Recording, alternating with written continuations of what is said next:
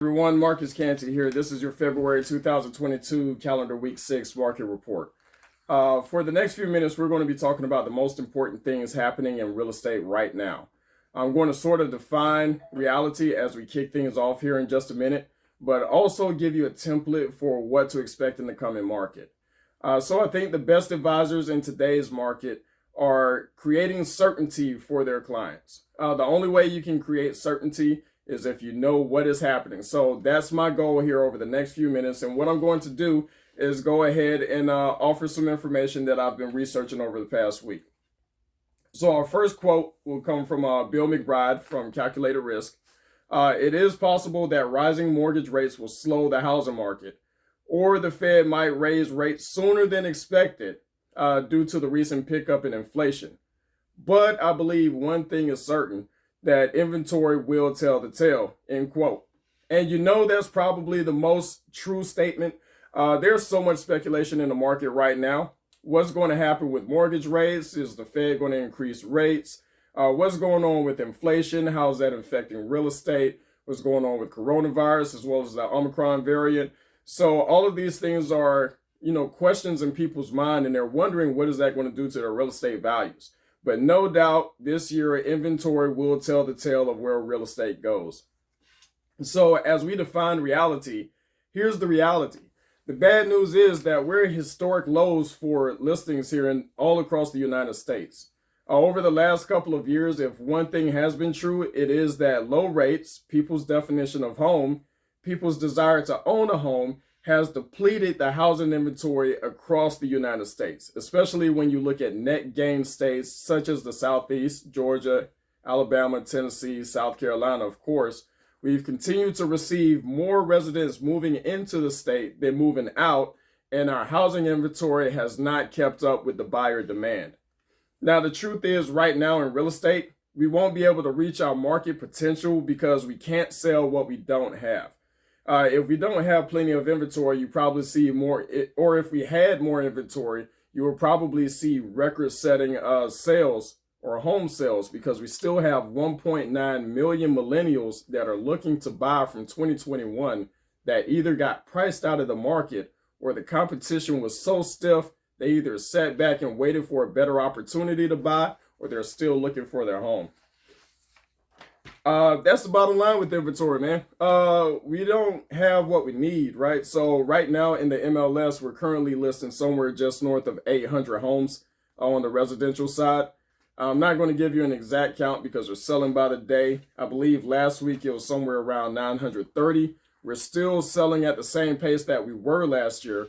However, we have about 600 less homes on the MLS compared to January 2021 to January of 2022.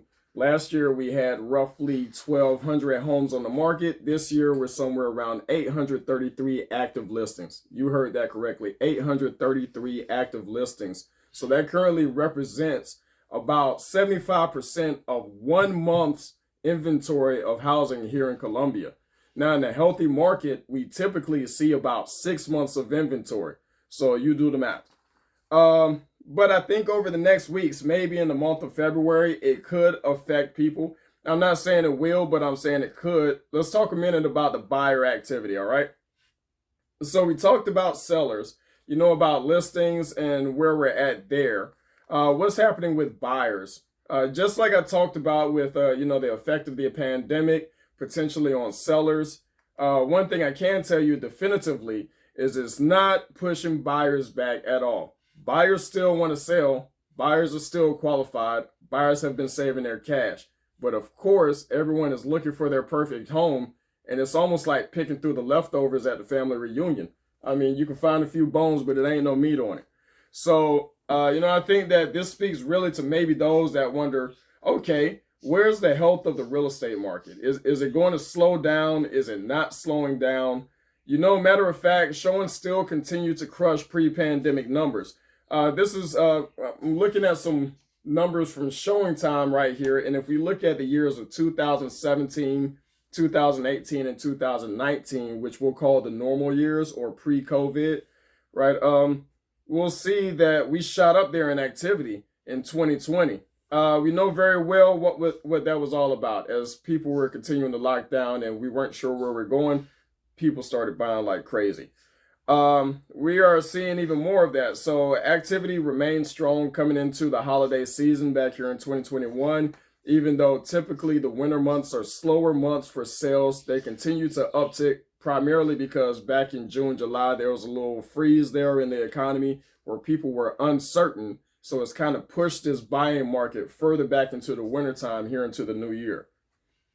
And ultimately, we talked a lot about this leading indicator of showings, right? So those are turning into deals, pending deals, and contracts, right? So sales are higher than pre-pandemic numbers as well, off a little bit from 2020, but again, you go back to the normal years that were 2017, 18, and 19. We'll see that NAR reported 2 years ago that we were seeing increases of 125.8. And from 2021, we're seeing 122.4 an increase in showings. So strong demand out there. That demand is turning into contracts, people. So the market is moving out there. We just need more listings. And now we're a few minutes into this monthly market report. Maybe you're thinking I already knew that. I knew we didn't have inventory, and I know that we've got plenty of buyers. I know that they're out there, and I know I don't want to sell my house right now because I can't find another house. So what is the opportunity in a market like this right now? So many experts are talking about that right now. They're trying to find out, where do you find a niche? And I think there are a number of opportunities, big opportunities right now.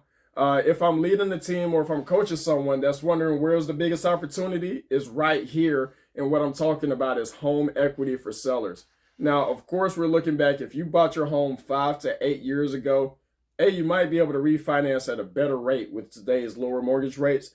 But additionally, NAR reports on average across the nation, homeowners have received an increase in their value of an average of $57,000 in equity.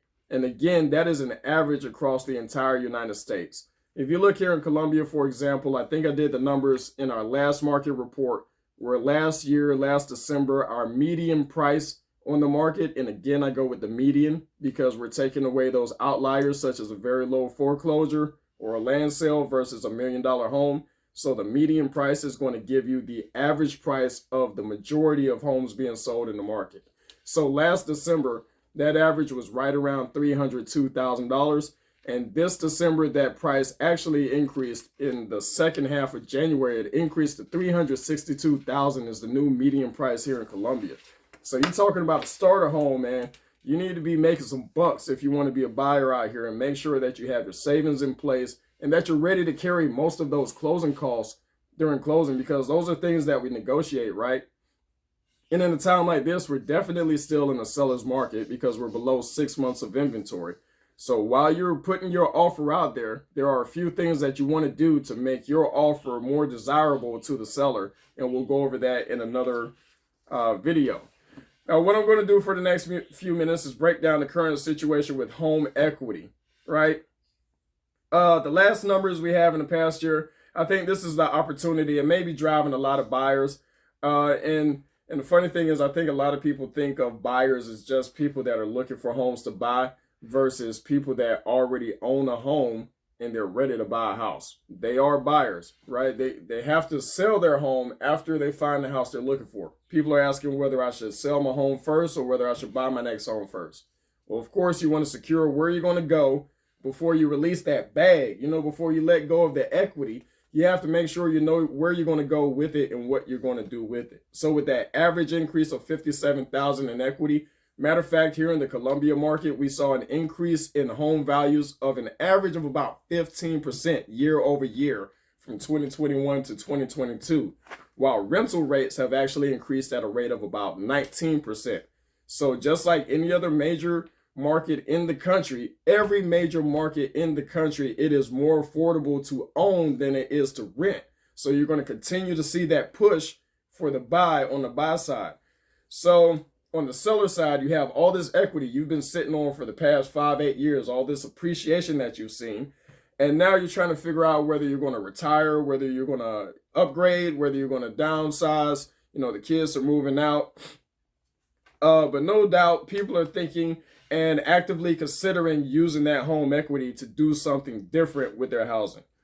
So the biggest opportunity from the lack of insight around home equity presents an opportunity for real estate professionals who are always looking for touch points with past clients. And here in February, I will be actually reaching out to my past client database as well as circle prospecting around homes that were just listed and just sold, just to find out if homeowners have the best rate possible to refinance on their home from something that they may have financed 5 years ago. Now, you know your rates and you need to get in touch with your lender, but I'm just going to call around and ask my clients, hey, have you thought about what your home's value is in today's market? Have you had a COVID evaluation, market evaluation of your home, right? Because like I said before, COVID has changed the way that we think about home as well as how we work and how we move around our home, from our home, and how we've organized our life. So you may have seen some numbers from back in July or June where the market was extremely hot, right? And houses were flying off the shelf. They're still flying off the shelf. But back in summer, it was extremely hot. And so while you're thinking about selling your home right now, inventory is low. You think you have a good opportunity to post your house up on the MLS or get it sold, and you can still charge that premium that we were seeing back in the summertime. So while the buyers are continuing to drive the values up, or at least the prices up, they ain't crazy, man. They still have to meet appraisal contingencies. Your house still has to appraise for what they're going to be paying for it, unless you have some of these northerners that are coming down. They've cashed out some of their equity from up north and brought it down south. And yes, they can blow some appraisal contingencies sometime. But even still, for my clients that are coming down, I don't really want you to overpay for a home just because you see that it's available. And this is where sellers need to get really realistic, because we've seen prices continuously shoot up. And I think that everybody thinks the party is going to last forever. But of course, everyone's asking about a bubble, because with good things comes a downfall. So are we actually in a real estate pricing bubble, or are we going to see a plateau in prices? And if we're following the whole story, the whole narrative from the beginning of coronavirus and everything, the way that we just changed the way that people are living, we're seeing that more money has been printed off with quantitative easing. So there's more supply of money, and the Fed lowered those interest rates so much last year to make it enticing for banks to lend more money. Now, this doesn't trickle all the way down to the mortgage level where we are as citizens, right? This is talking about institution to institution. They dropped the rate so much so people will buy the treasury bonds. Back in June, July, the 10-year treasury bonds were at a low, all-time low that actually surpassed what we were paying on our 1-year treasury bonds. So we had a big issue with people not buying our bonds. So the Fed printed off more money. In return, there's more supply. We're going to see what's called inflation. The economists are calling it stagnation. But face it, eggs used to cost $1.88 a dozen in the market. Now they cost $2.88 in the market. It's not temporary. It's not going away.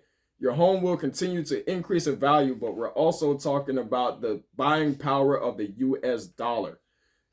The way I look at it is value is not going up. The value of the US dollar is going down. So it's going to take more dollars to acquire the same real asset, aka your home. All right, so I think that we've kind of dug in that way too deep. Last thing I want to get into is talking about where the rates are going to go. For buyers, I think this is almost, it's not really a factor for you right now. A lot of people are throwing the headline up there. Oh my God, rates went up from 3.2 to 3.45, 40 basis points in 2 weeks. It's crazy. Yes, but we're still paying 3 point whatever percent. NAR, Freddie, and the NBA, the Mortgage Brokers Association, right? They're all saying that by the second quarter of 2022, we might see rates somewhere between 3.5% and 4%. All right. I know a lot of people out here with car loans that are at 17 to 21%. I know a lot of people with credit cards at 19%, something crazy like that. Our parents and their parents were buying homes at 20 and 25% getting mortgages. And honestly, before that, we really weren't doing the mortgage thing, right? You were able to save up enough money to pay for a single family home. But if we're going back through the economics of the past 50 years, ever since ERISA, ERISA, in the Social Security Act, we'll see that we went from having a single family or a single income household be able to afford the standard starter home in America and afford a middle class lifestyle. And then right around the 70s and 80s, we saw that the partner, we had to start getting two incomes coming into the household to be able to afford a house. And now moving into the 90s and the 2000s, everybody has to be a baller. I think everyone pretty much has to make 100,000 times two people working in the house, don't have a babysitter, drive a used vehicle, follow the Dave Ramsey Gazelle plan, and you might be able to afford a cardboard box in San Francisco. So there was a point where what our parents used to say, if you didn't work, you're going to end up sleeping in the car. And now there are people in Austin, in Palo Alto, California, that have pretty good jobs, but they have to sleep in the car because they can't afford homes, man. These are places where folks used to have $150,000 ranches, beautiful beach houses on the side of the beach. And I'm sure this was decades ago, right? I only visited a few times. But these ranches, I mean, they cost $500,000-$600,000. You have foreign entities that are coming in that are buying these houses and don't even live there. That's an extreme over in Silicon Valley, right? But we also have the same thing going on here in mid-cap markets as well. So you'll see a lot of hedge funds and investors buying a lot of houses, especially in areas such as New York, San Francisco, Atlanta. I like to call it the corporatization of housing here in the United States. And this is something that my buddy Ben talks about a lot, and I really need y'all to pay attention to this and focus, right? You need to get yourself a place to stay, a real asset that will increase with the continued inflation of the dollar so that you can keep up with the inflation rate by having an asset that's essentially tagged to the US dollar, right? If you're renting, the rent rates are going to continue to go up. And if you don't pay rent next month, you're gone. You can't restructure that. You can't sell it. The money that you put into it is gone. So if you're going to continue to pay more in an increased cost of living factor, it's best that you can sink that into something where at least you can gain the return in the future when you do sell. Now, I don't really want to get into economics and policy and all that stuff too much, but this is pretty much a public service announcement for everyone. If you don't own a home now, right, you need to get yourself in position to buy a home no later than the end of 2024.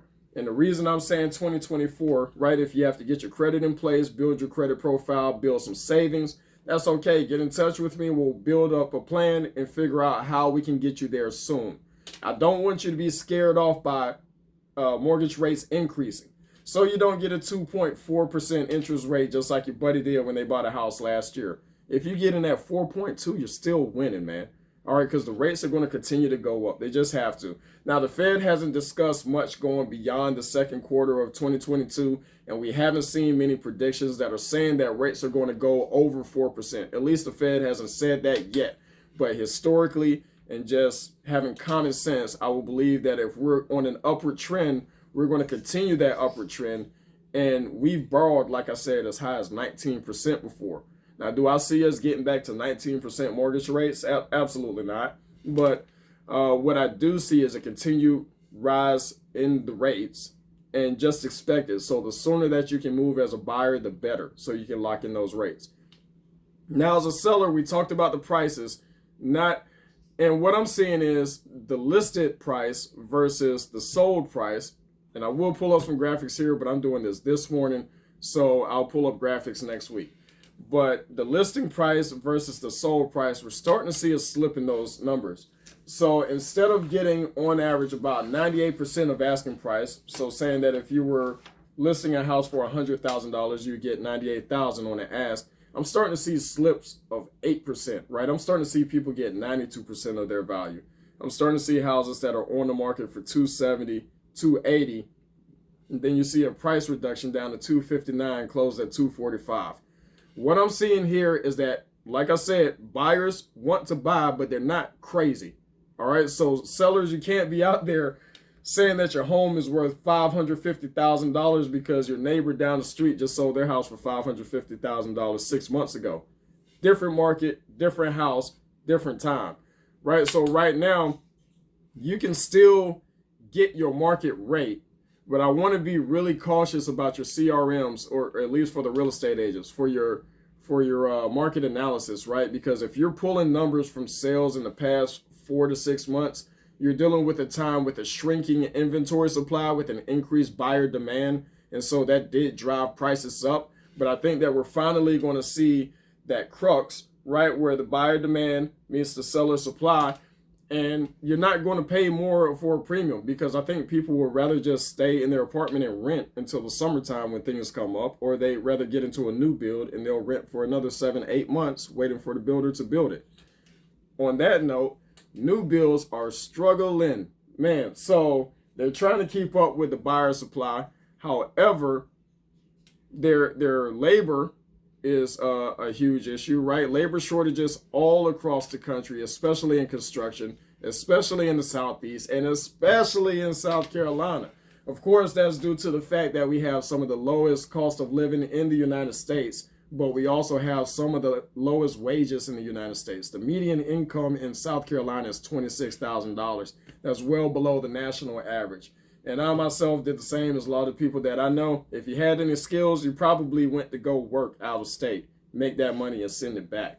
So our labor market does have an issue with construction. It's hard to get good help. And when you do find good help, it's really hard to get them to actually work on your project.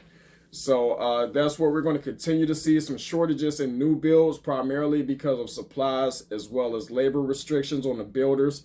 But they are trying to build nationwide. Builders said that they're going to build about 1 million homes next year across the country. Last thing I want to look at is next week, I'll be going over the job growth numbers across the United States, as well as specifically here in South Carolina, as well as the fact that Greenville, South Carolina continues to rank number 7 on the NAR's list for places where people would like to retire and most affordable places to live. Greenville, South Carolina has absolutely grown up in the past few years and is continuing to see an increase, and we're expecting to see continued growth in Greenville. Another place in South Carolina that is seeing a lot of activity and growth will be the North Myrtle Beach area. Now we have to separate and distinguish between North Myrtle Beach and Myrtle Beach, right? Myrtle Beach is Biker Week, a whole bunch of tourist activity, and it's a city on the boardwalk